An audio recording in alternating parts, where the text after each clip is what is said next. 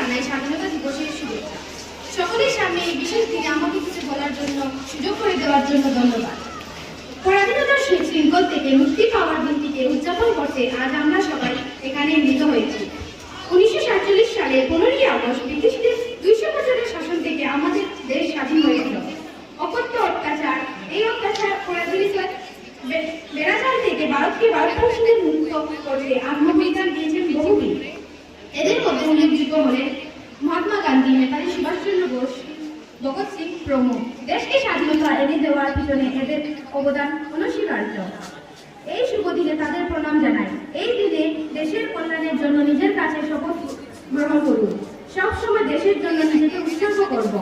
ভারতের ৭৮তম স্বাধীনতা দিবসে আপনাদের সকলকে আরো একবার জানাই শুভেচ্ছা, অভিনন্দন এবং সম্মান জানিয়ে আমার বক্তৃতা শেষ করছি।